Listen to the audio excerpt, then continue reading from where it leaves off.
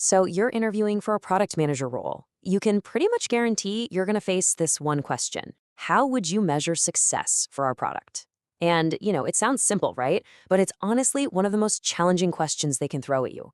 It's built to test your entire strategic brain, not just if you know a few buzzwords. Okay, picture this. You're in the hot seat. The interview is going well, and then the hiring manager leans in and asks, "So, how would you measure success for Uber Eats?" And boom, the pressure's on. Your mind just starts racing. Do I say revenue, daily active users? What's the right answer here?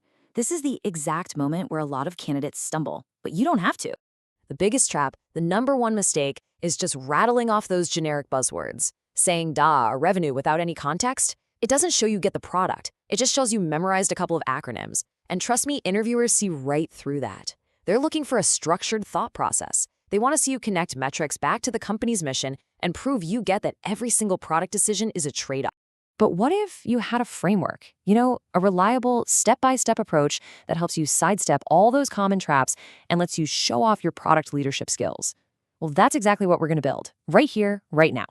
So here's our game plan for crafting that perfect 10 out of 10 answer. First, we'll start with the mission. Super important. Then we'll find our one single North Star metric. After that, we'll break it down into the levers we can actually pull, set some crucial guardrails to keep us honest, and finally, wrap it all up in a compelling story that's going to impress any interviewer. So first things first, where do we even start? Well, before you say a single metric, you have to zoom out. A really great answer always starts by connecting the product to the company's big picture mission. You've got to ask yourself, what is this company really trying to do in the world? And how does this product help them do it? Product expert Rachel O just hits the nail on the head with this. The whole point is to show you can think like a PM, and that means understanding the why. For a product like Uber Eats, the mission isn't just make money. No way. It's about creating this thriving, three-sided marketplace that works for customers, for restaurants, and for couriers. So any metric we pick has to reflect the health of that entire ecosystem. Okay, once you've locked in the mission, you can move on to the core of this whole framework, finding the North Star. This isn't just another metric on a dashboard. Think of it as the one single guiding light for the entire product team. It's that one number that if it's going up, you know you're headed in the right direction. So what exactly makes a good North Star metric? Well, it has to capture that perfect moment where the user gets the value they came for, and at the same time, the business achieves its goal.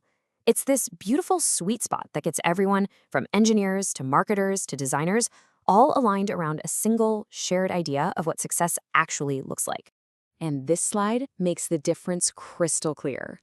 A poor choice, like revenue, well, that's just a business outcome. It tells you money came in, but it doesn't tell you if your users are happy or if the system is healthy. But a strong choice, like number of completed orders, that's a whole different story. Why is it so much better? Because for an order to be complete, everyone has to win. The customer gets their food, the restaurant makes a sale, and the courier gets paid. It's the perfect pulse check for the health of the entire marketplace. All right, so we've got our North Star, completed orders. Awesome. But you can't just walk into a team meeting and say, "Hey everyone, go increase that number." That's not actionable. So the very next step is to deconstruct it. We have to figure out what are the smaller, concrete levers the team can actually pull to make that big number go up. And here's what that deconstruction looks like for Uber Eats. As you can see, completed orders really depends on three big things: having customers who are actually placing orders, having great restaurants ready to fulfill those orders, and of course, having couriers available to deliver them. Each of these then becomes its own focus area. And just like that, one giant, intimidating goal turns into a set of smaller, totally solvable problems. Now, focusing only on your North Star can actually be pretty dangerous. If you push one metric up no matter what, you might just break something else important along the way. This brings us to a super important and often forgotten step: setting your guardrail metrics. Think of these as the bumpers in a bowling alley. They keep you from rolling into the gutter while you're aiming for that strike. A really great way to come up with guardrails is to ask yourself this question. If a clever, maybe even a little devious PM was only focused on jacking up the North Star metric, how could they cheat the system? How could they hit their target but create a totally miserable experience for users? Thinking like this is a powerful way to spot those negative side effects before they ever happen. Okay, let's bring this back to Uber Eats. As you see here, our goal is to maximize the number of completed orders. But what if we tried to cheat? What if we start cramming way too many deliveries onto a single courier? Sure, our North Star might go up for a minute, but our average delivery time would totally explode. Food would arrive cold, customers would be angry. It's a disaster. That's why delivery time is a critical guardrail. Same thing with courier efficiency. If we don't make sure our couriers are earning enough money, they'll just leave the platform, and the whole system falls apart. And now we've arrived at the final step, putting it all together. A truly top-tier PM-level answer isn't just a list of metrics you read off. It's a story. You're weaving a narrative about the product, its users, and how you would thoughtfully and strategically guide it to success. As TM thought leader Diana Yao says, it's all about the story. You're not just saying what you'd measure, you're explaining the why behind every choice.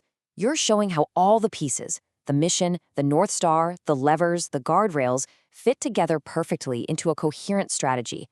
This is what separates a junior thinker from a real product leader.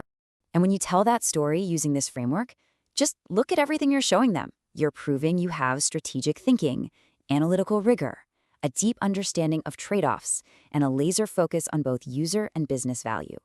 You're not just answering a question anymore. You're demonstrating that you have the mind of a great product manager. So the big takeaway here is this. The next time you get that metrics question, don't just start listing things. Take a breath. Use this framework to build a compelling story. Move beyond the tactical, show them your strategic mind, and I promise you, that's how you'll absolutely nail the interview. And hey, to really make this stick, try this little exercise. Think about your favorite product, the one app you can't live without. What do you think its real mission is? What's its North Star metric? And maybe most importantly, what's the one guardrail you'd put in place to make sure it never ever loses the magic that makes you love it? Seriously, thinking through that is the best practice you can possibly get.